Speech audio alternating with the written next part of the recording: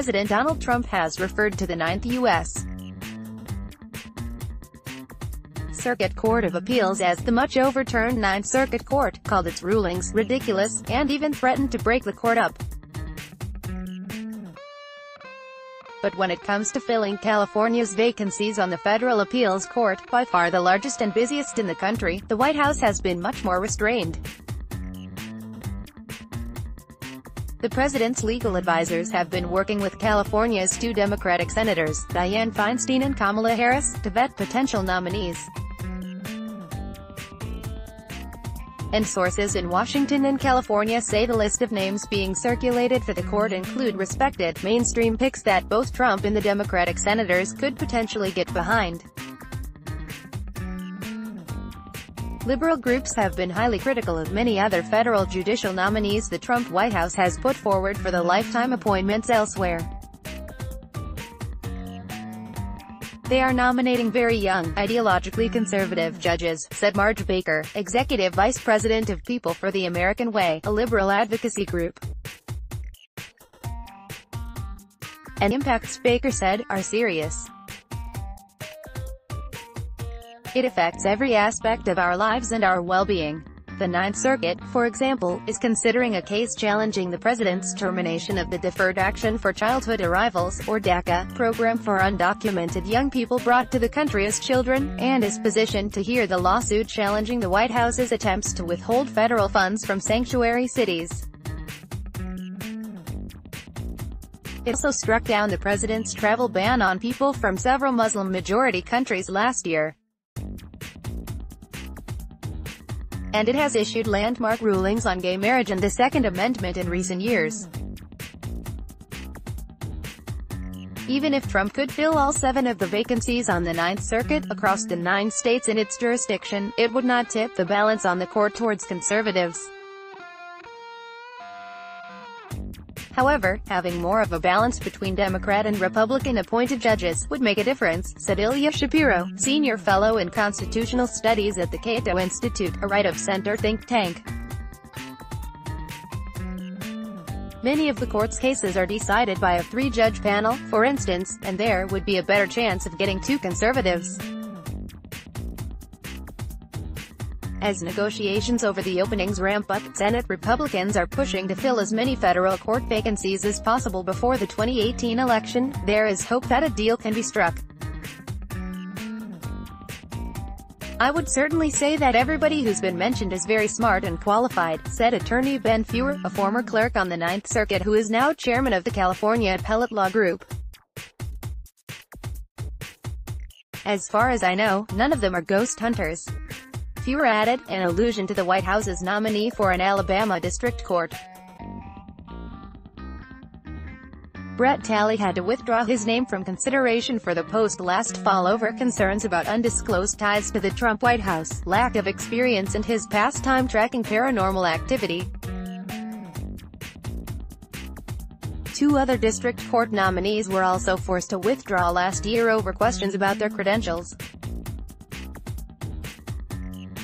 Judicial expert Russell Wheeler, a visiting fellow at the Brookings Institution, a centrist D.C. think tank, said that, by and large, the White House's candidates have the kind of conventional legal credentials that you would be looking for.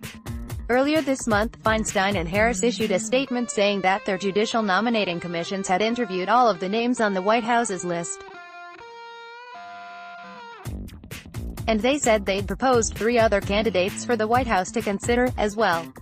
U.S. District Court Judge Lucy Coe, based in San Jose, is widely assumed to be one of them.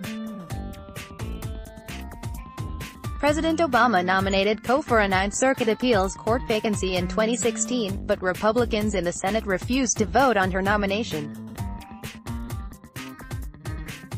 The senators would not confirm that, nor would they release the names of their other 2 picks. But speculation within the California legal community has centered on U.S. District Court Judge Andrew Guilford and Boris Feldman, a partner at Wilson Sonsini Goodrich Rosati in Palo Alto. Both have GOP credentials. Guilford was appointed to the Central District of California by President George W. Bush in 2006, while Feldman was considered by Bush for a Ninth Circuit appointment. The White House would not go for she's an Obama nominee, Shapiro said. I think Feinstein and Harris have more chance with Judge Guilford or Boris Feldman. The exchange of names between the White House and senators represents just the opening bid by each side. With number of vacancies open on California's federal courts, there are efforts underway to seek some kind of package deal on judicial nominees. In such a scenario, the administration would get to appoint some of their picks in exchange for nominating some from the Democrats' list. Alternatively, each side could get a veto to strike one or more of the most objectionable of the names the other side has selected. One key factor as negotiations continue, the potential judge's age.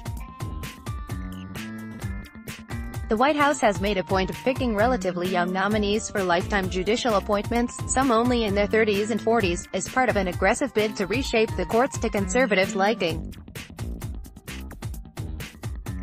Many of the names the White House has floated for the Ninth Circuit are in their 40s. By putting forward Guilford and Feldman, who are in their 60s, the senators would be compromising on ideology in exchange for limiting the time a conservative would hold the seat. Deals get worked out, said John Malcolm, senior legal fellow at the Conservative Heritage Foundation. You give on my circuit court judge and I'll give on your nominee to the district court, for example. Feinstein's senior position on the Senate Judiciary Committee, she's the top Democrat on the panel, makes it more likely the two sides will be able to cut a deal. I think there will be more solicitude towards her, said Shapiro, given that she and committee chairman Chuck Grassley have a long-standing, cordial relationship. And Grassley has motivation to keep it that way. The seven-term Iowa Republican senator is well aware that he and Feinstein could swap places as soon as next year, if Senate Democrats win back the majority in November and Feinstein is re-elected. Still, fewer cautioned, there's not much long-term thinking happening in Congress right now, even among Capitol Hill's veterans. It's about scoring quick, tactical victories so you can go back to your base, he said.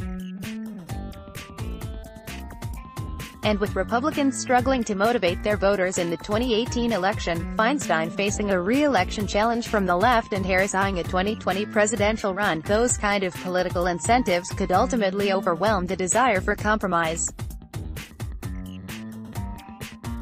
Feinstein, for one, isn't tipping her hand. Asked last week if she and the White House could reach a deal on Ninth Circuit nominations, California's senior senator replied, "I would hope that would be the case, that's the best I can say right now."